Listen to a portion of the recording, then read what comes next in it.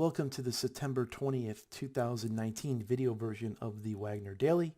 My name is Rick Petticelli. Once a week, this video replaces the written commentary portion of our nightly report, and hopefully it serves as a nice change of pace from our usual report and offers some insight as to how we set up our charts, how we analyze charts, what time frames we use, and what indicators we use as well. We're going to run through broad market averages, open positions in our model portfolio, and discuss a few potential setups for next week. So let's get to the charts. First up is the S&P. Following the Fed's decision on rates, the S&P sold off and then recovered late in the day and closed with the bullish reversal candle. On Thursday, there was some fall through the upside, which stalled and led to a close near the lows of the day. So in the short term, if the price action can hold above this 10-day MA, chop around, look for the S&P to set a new high. However, if the price action has to test the Wednesday low, then we could see a little bit more chop, especially with the 28-day EMA here offering support. So it could just be sideways action from here. And the NASDAQ composite is pretty much the same thing here. Nice follow through on Thursday in the morning with a close near the lows of the day's range. Look for the price action to hold above 81.40 around this 10-day MA. If not, then look for a deeper pullback where there's support from the prior low, the 20-day EMA, which is crossed above the 50, and the 50-day MA. So IWP is the mid-cap growth index. It tried to push through several days worth of highs. It failed. If it can get through this 145 area, then we look for growth stocks to maybe catch a bid and start to move higher in numbers. Leading growth stocks have struggled over the past few months. This daily chart of FFTY represents the IBD 50. And as you can see here, it's really underperforming. It's still below the 50-day MA, and it's at the 200-day MA, or just bouncing off the 200s. And this is the relative strength line versus the S&P. It's been setting new lows. So it's not looking too good for growth stocks right now. Hopefully that will change, as that's what our system is based on. We like to trade momentum growth stocks, stocks with strong earnings or revenue growth that are setting new 52-week highs, big stocks that are industry leaders. As for open positions, we have UEIC, which we're long from about 46.60-ish. It continues to work its way higher. Nice pickup in volume today. As long as it can hold this uptrend line and above the 20-day EMA, will remain long. We're long SPXL as well from the open. And as I mentioned earlier, I believe as long as it holds above the 10-day MA here, it should have a decent shot of moving higher in the short term.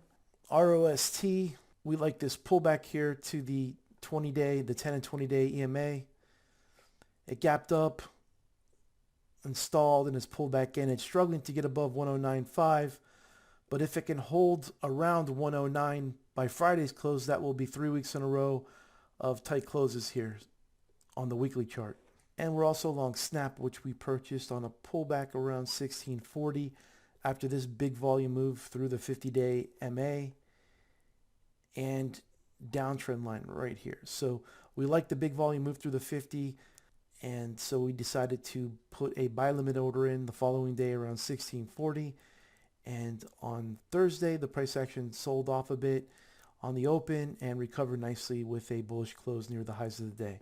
As for potential setups going into Friday and for early next week, SCDG broke out to new highs on a pickup in volume.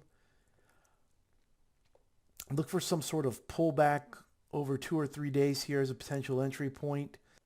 Keysight Technologies recently broke out to new highs, and it looks like it's stalling here at the prior high.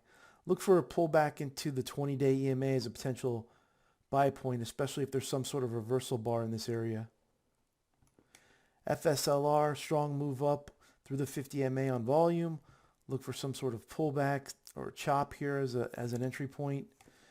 Same goes with SPWR. A few of these are solar, so SPWR, FSLR, SCDG. Solar is pretty strong and is basically where most of the action is on our watch list right now. So looking for some sort of sideways action here in SPWR, or at least for the 10-day moving average to catch up. Docu pretty strong gap up, tight price action here. Look for a little bit more chop and then a breakout to resume the uptrend. HUYA, very strong breakout on a pickup in volume. Nothing to do here, but this is something to keep on your watch list. Looking for some sort of 2 to 5 bar pullback into a rising 10-day MA. And the last stock of the night is AMKR. It's only a $9 stock. Pretty strong volume on the move up and then a ton of chop here.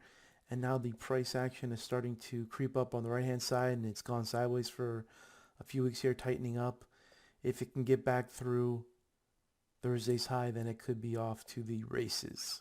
All right, as mentioned earlier in the report, there's just not a lot of momentum growth stocks out there, leadership stocks that we like to buy that are setting up with great entry points. Conditions can change quickly, so maybe by next week there might be some better setups available for us.